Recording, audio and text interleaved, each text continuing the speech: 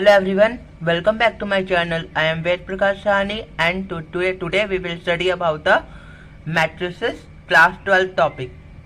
So before starting the video, please like, share and comment on my video and don't forget to subscribe my channel and also press the bell icon so that you can get the all notifications of my video.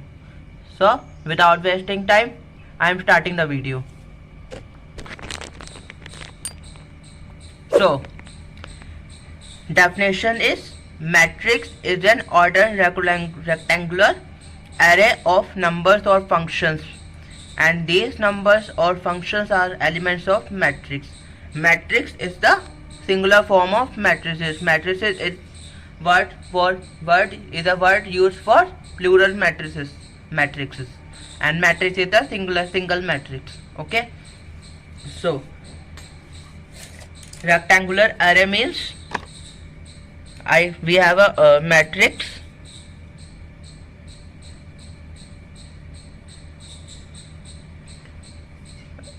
first. I am talking about this representation, then I will move to its definition. Okay, so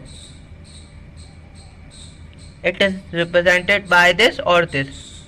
Okay, so हम इसकी definition के बारे में बात करेंगे। अब जैसे यहाँ पर हमने एक एलिमेंट लिख दिया।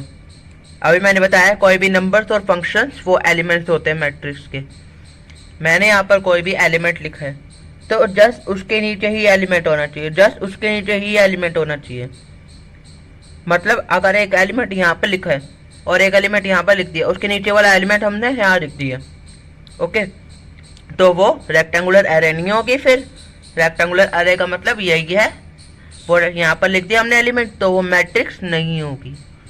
हम उसको मैट्रिक्स में इंक्लूड नहीं करेंगे। वैसे इसी में होता है, एक एलिमेंट यहाँ लिख दिया, एक एलिमेंट यहाँ लिखना है और एक एलिमेंट, अगर ये एक एलिमेंट यहाँ लिख दिया जा रहा था, अभी इधर कर दिया, तो वो मैट्रिक्स नहीं होगी। इसलिए हम इसको बोलते हैं ऑर्डर्ड रेक्टेंगुलर अरे ऑफ नंबर्स और फंक्शंस। ओके, सो यहाँ पर जो लाइन में एलिमेंट्स होंगे हम इनको बोलेंगे कॉलम्स,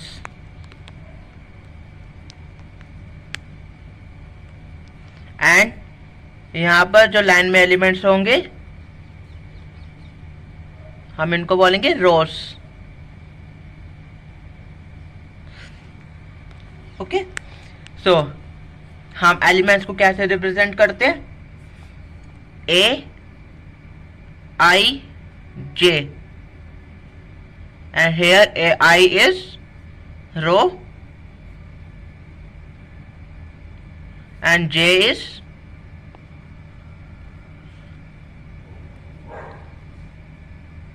कॉलम। सो हमने यहाँ पर रिप्रेजेंटेशन की बात कर ली और रो कॉलम की बात कर ली, तो हम आगे चलते हैं इसके रिप्रेजेंटेशन कैसे करते हैं। हम एक मैट्रिक्स लिखते हैं और इसके जनरल एलिमेंट्स लिखते हैं, उसके अंदर मैट्रिक्स लिखते हैं। ठीक है,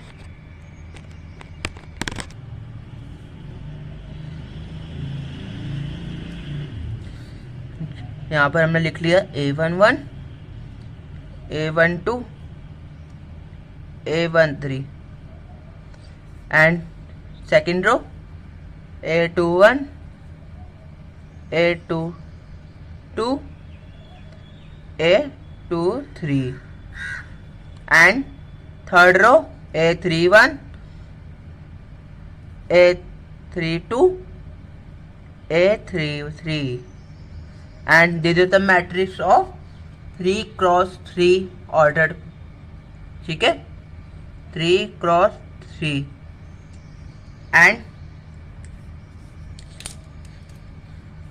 हम यहाँ पर m cross n भी लिखते हैं। m cross n general for general matrix. Here m is rows and n is columns.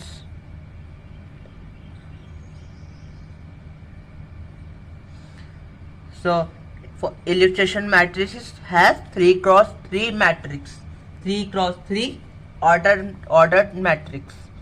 Okay, so 3 columns and 3 columns and 3 rows.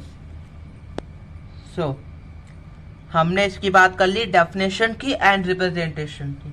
तो आगे बात करते हैं हम types of matrices. So first, row matrix. A matrix which have only 1 row and n columns. मतलब row matrix ऐसी matrix होती है जिसमें ओनली 1 रो होती है एंड कॉलम्स कितनी भी हो सकती है. कॉलम्स कितनी भी हो सकती है and representation is this, only 1 row and column n. जैसे यहाँ पे हमने लिख दिया 1 2 3 4. here have a हमारे पास क्या है, कॉलम्स कितने हैं हमारे पास 4 कॉलम्स हमारे. so this is the row matrix. next type is column matrix. The matrix which have only 1 column and n rows. So that जो मैट्रिक्स जिस मैट्रिक्स के पास ओनली 1 कॉलम हो और रोज कितनी भी हो. जैसे इनके ऑर्डर स्पेस हमारे पास आते हैं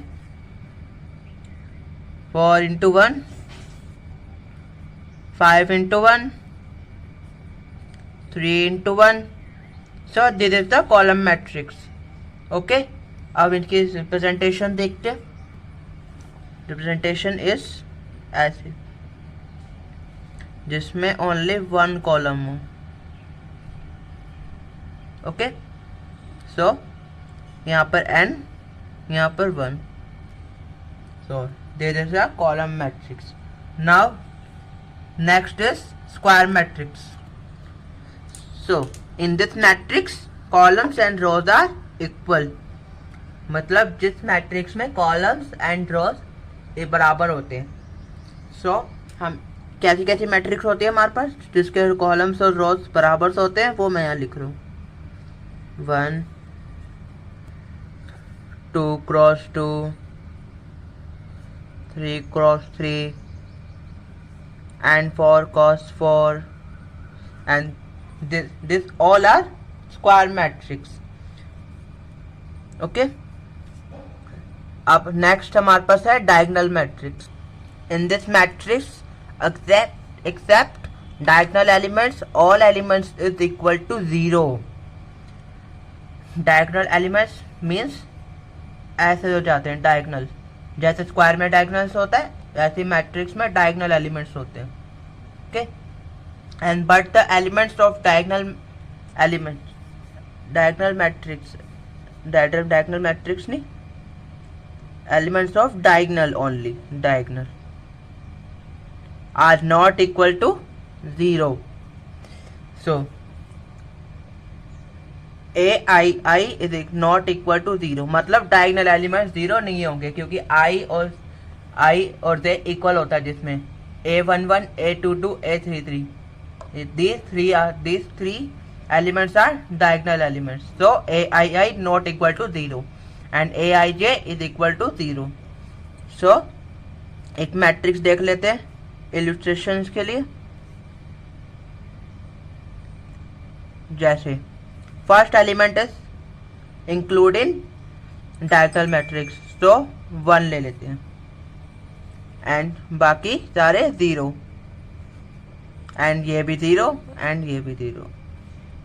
ठीक है, बिल्कुल रेक्टेंगुलर एरे में आना चाहिए, एक के नीचे एक. ओके, तभी वो मैट्रिक्स कहलाएगी. देन 0 के नीचे हमारे पास क्या आएगा, कोई भी एलिमेंट्स आएगा नॉट इक्वल टू 0. जैसे हम ले लेते हैं 2 एंड यहाँ पर 0, यहाँ पर 0 एंड यहाँ पर भी हम 3 ले लेते हैं नॉट इक्वल टू 0. ठीक है, सो हम इसको सिंपली ऐसे भी लिख सकते हैं, डायगोनल, या तो पूरा लिख दो डायगोनल या तो छोटा सा लिख दो बस. Diagonal 1 2 3. Then this is the diagonal matrix. Okay, and this diagonal elements are not equal to 0, and except diagonal elements all are equal to 0. Now let's move to rectangular matrix. In this matrix, rows are not equal to columns. m is not equal to n, मतलब इसमें rows and columns equal नहीं होते, and square matrix में m and n equal होते हैं. Okay, now let's move to scalar matrix. Elements of diagonal, principal diagonal of diagonal matrix are same but greater than 1. And in diagonal matrix, here we have a two diagonal, but we include only principal diagonal, मतलब जो ऐसे आता है principal, जिसमें आई और J equal होते हैं, वो प्रिंसिपल डायगोनल होता है. डायगोनल मैट्रिक्स में भी वैसे ही होता है. स्केलर मैट्रिक्स डायगोनल मैट्रिक्स का पार्ट है, मतलब ये भी डायगोनल मैट्रिक्स है हमारी. ओके, जिसमें सारे एलिमेंट्स इक्वल होते हैं, वो स्केलर मैट्रिक्स होते हैं. जैसे एक एग्जांपल देखते हैं. एंड ग्रेटर देन 1, और 1 भी नहीं होना चाहिए और 0 भी नहीं होना चाहिए. ग्रेटर देन 1 एंड 0 भी नहीं. ओके, तो 1 से बड़ा लिखते हैं कोई नंबर. जैसे हमने लिखा 3, यहाँ पर 0, यहाँ पर 0, यहाँ 0, यहाँ 0, 3, 0, 0, 3. And this is the 3x3 ordered matrix and square matrix also. This is also a square matrix. Okay, so now let's move to identity matrix. Elements of principal diagonal of diagonal matrix are same and equal to 1. मतलब diagonal principal पे जो elements आएंगे वो सारे 1 होने चाहिए, so that हम उसको कहते हैं identity matrix. And this is represented by I, capital I. Okay, now let's move to null matrix, which is last matrix. Okay, all elements are 0, and this is also known as zero matrix. Okay, and here is representation. So 0, 0, 0, 0, 0, 0, 0, 0, 0. 3x3 matrix है, null matrix. Okay, and it is also known as zero matrix, and it is represented by capital O, not 0, capital O. Okay, now let's move to is algebra of matrix. Now algebra of matrix contains addition, subtraction and multiplication. Okay, so addition and subtraction दोनों same हो. अगर addition सीख लिया तो subtraction भी आ जाएगा. Okay, सो हम addition and subtraction की ओर बढ़ते हैं. प्लस बी क्या होगा हमारे पास, दोबारा वो मैट्रिक्स लिखते हैं हम इधर. ए क्या थी हमारे पास, A B C D, A and B is equal to P Q R S. इसको हम कॉरेस्पॉन्डिंग एलिमेंट्स के साथ ऐड करेंगे, जैसे A plus P, B plus Q, C plus R, D plus S. Okay, so corresponding elements के साथ इसको add करेंगे. ऐसे ही सब्ट्रैक्ट में होगा हमारे पास A minus B, A minus B है हमारे पास. ओके, सो हम इसको कैसे करेंगे, A minus P, B minus Q, C minus R, D minus S. सो सबसे पहले A प्लस B, सो इसको ऐड करना है हमें अब. तो इसकी वैल्यू आएगी हमारे पास ए प्लस पी एंड नीचे इसके साथ कॉरस्पॉन्डिंग एलिमेंट्स के साथ ऐड करेंगे C plus R, B plus Q, D plus S. So this is the algebra of addition and subtraction. Subtraction में देखते हैं क्या आएगा. A minus P, B minus Q, C minus R, D minus S. So this is the addition and subtraction of matrix. I am teaching about this because this is not a number, it is a matrix. Number में तो हम simply add कर देते हैं, but this is the matrix. Now multiplication of matrices. जैसे यहाँ पर दो मैट्रिक्स मल्टीप्लाई हो रही है, एक है m क्रॉस n ऑर्डर की और एक है n क्रॉस p ऑर्डर की.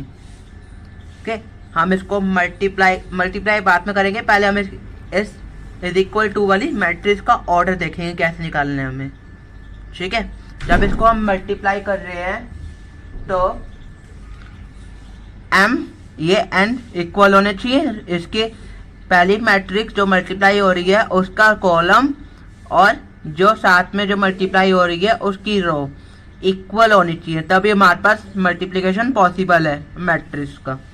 ओके, देन हमारे पास रिजल्ट मिलेगा m क्रॉस p का, m क्रॉस p की ऑर्डर मैट्रिक्स का रिजल्ट मिलेगा हमारे पास. ठीक है, सो फर्स्ट मैट्रिक्स की रो एंड सेकेंड मैट्रिक्स की कॉलम, इन दोनों का मल्टीप्लिकेशन हमें वो मिलेगा m ऑर्डर. तो m cross p is the order of resultant matrix. तो हम इसको मल्टीप्लाई करते हैं. मल्टीप्लाई कैसे करते हैं वो देखते हैं. जैसे ये कॉलम है, इस कॉलम को इस रो को, ये कॉलम नहीं रो है, इस रो को इस कॉलम के साथ हमें मल्टीप्लाई करना है. ठीक है, जैसा यहाँ पर एक एलिमेंट है, एक एलिमेंट को इसके साथ मल्टीप्लाई किया और उसको ऐड करके यहाँ पर लिखा. यहाँ पर एक एलिमेंट है, इसको मल्टीप्लाई करा इसके साथ, इसको यहाँ पर ऐड कर दिया, इसको इसके साथ मल्टीप्लाई किया, इसको यहाँ पर ऐड कर दिया. तो ये पूरे अलग एक एलिमेंट बन जाएगा. अब यही रो को हम दूसरे कॉलम के साथ भी करेंगे, जितने भी कॉलम हो, और आगे हमारे पास एलिमेंट्स बनते रहेंगे, ऐसे फर्दर बनते रहेंगे. जैसे इसको यहाँ से मल्टीप्लाई किया, इसको वहाँ लिखा, इसको इसके साथ मल्टीप्लाई किया, फिर इसको इसके साथ मल्टीप्लाई किया और तीनों को प्लस कर दिया, एक एलिमेंट आ गया. अब दो एलिमेंट आ गए, एक और रो होगी, फिर उसके साथ मल्टीप्लाई करना है, फिर हो गया. अब हो गया, अब दूसरी रो में जाना है. अगर सारी यहाँ पर कॉलम्स खत्म हो गई, अब दूसरी रो में जाना है हमें. दूसरी रो में जाना है, दोबारा वही करना है हमें काम, दोबारा काम वही करना है, लेकिन हमें दूसरी रो में लिखना है वो सारे एलिमेंट. तो ऐसे करके हमारे पास रिजल्टेंट मैट्रिक्स आ जाएगी. तो आज हमारे पास ये अलजेब्रा ऑफ मैट्रिक्स हो गई, addition, subtraction and multiplication. So you can do now 3.1 and 3.2 and 3.1 and 3.2 of NCERT exercise. Okay, so एक एक्सरसाइज एक 3.1 का मैं आपको एक क्वेश्चन करवा देता हूँ इलस्ट्रेशंस के लिए. अलजेब्रा ऑफ मैट्रिक्स के हिसाब से ही करवा देता हूँ मैं आपको. ठीक है, एक चीज आ गई थी इसमें, equality of matrix. Equality of matrix देख लेते हैं एक बार. Equality of matrix, equality of matrix. अगर कोई भी दो एलिमेंट्स हमारे पास इक्वल है, जैसे A B C D E F G H I, ये मैट्रिक्स है एक, और एक और ये मैट्रिक्स है. 1 2 3 4 5 6 7 8 9। देन इक्वालिटी ऑफ मैट्रिक्स क्या कहती है, अगर ये दोनों मैट्रिक्स इक्वल हैं तो A इज इक्वल टू 1 होगा, B इज इक्वल टू 2 होगा, C इज इक्वल टू 3 होगा। कॉरस्पॉन्डिंग एलिमेंट्स इक्वल होंगे। Okay, A is equal to 1, B is equal to 2, C is equal to 3, D is equal to 4, E is equal to 5, F is equal to 6, G is equal to 7, H is equal to 8, I is equal to 9। So equality of matrix यही कहती है हमारे पास, ये अगर matrix equal है तो उसके corresponding elements भी इक्वल हैं। So I am doing first question of equality of matrix. Okay, जैसे हमारे पास एनसीईआरटी का एक एग्जाम्पल है, एग्जाम्पल नंबर 5। सो हमारे पास क्वेश्चन है 2a plus b a minus 2b and 5c minus d and 4c plus 3d, okay, is equal to 4 11 minus 3 and 24। ये हमें matrix equal है और हमें ए बी सी डी की वैल्यू निकालनी है। ओके, तो देखो अब मैं क्वेश्चन कैसे करता हूँ। सो मैंने कहा था कॉरस्पॉन्डिंग एलिमेंट्स इक्वल कर देते हैं हम, तो कॉरस्पॉन्डिंग एलिमेंट्स इक्वल कर देंगे and a minus 2b is equal to -3, 5c minus d is equal to 11 and 4c plus 3d is equal to 24। हमारे पास 4 वेरिएबल्स 4 इक्वेशंस, तो आराम से निकल सकती है हमारे पास। पहले इसकी निकालते हैं, आराम से वैल्यू निकलेगी इसकी हमारे पास। ठीक है, निकालते हैं। जैसे हमने इसमें ले ली ए की वैल्यू निकाल दी, इससे हमने ए की वैल्यू आ गई हमारे पास -3 प्लस 2b। ठीक है, और यहाँ पर आ गई हमारे पास d की वैल्यू, d की वैल्यू आ गई हमारे पास 5c माइनस 11। सो a की वैल्यू इस इक्वेशन में पुट कर देते हैं, d की वैल्यू इस इक्वेशन में पुट कर देते हैं, c और b की वैल्यू आ जाएगी, फिर हम a और d की वैल्यू निकाल लेंगे। ठीक है, जैसे 2 a की वैल्यू क्या है हमारे पास -3 plus 2b, okay 4, okay, -6 plus 4b plus b is equal to 4, -6 plus 5b is equal to 4, -6 उधर जाएगा, 5b is equal to 10 and b is equal to 2। यहाँ से फिर a आ जाएगा हमारे पास, a क्या आएगा -3 plus 2 into 2 4 is equal to 1। ऐसे ही हमें ये वाली इक्वेशन इस पर पुट करके निकालनी है, आराम से निकल जाएगा। आई होप आपको मैट्रिक्स 3.1 फॉर 3.1 एंड 3.2 अच्छे से समझ आ गया होगा। नेक्स्ट वीडियो में हम ट्रांसपोज करेंगे और उससे आगे हम कुछ करेंगे। ठीक है, जब तक के लिए आप 3.1 एंड 3.2 अच्छे से कंप्लीट करो, और अगर कोई डाउट है तो आप प्लीज़ मेंशन करो उसे कमेंट सेक्शन में। ओके, तो आज के लिए इतना इनफ है and I am ending the video. Before ending video, please like, share and comment on my video so that you can get the all notifications of my video. Thank you for watching my video. Thank you and have a nice day.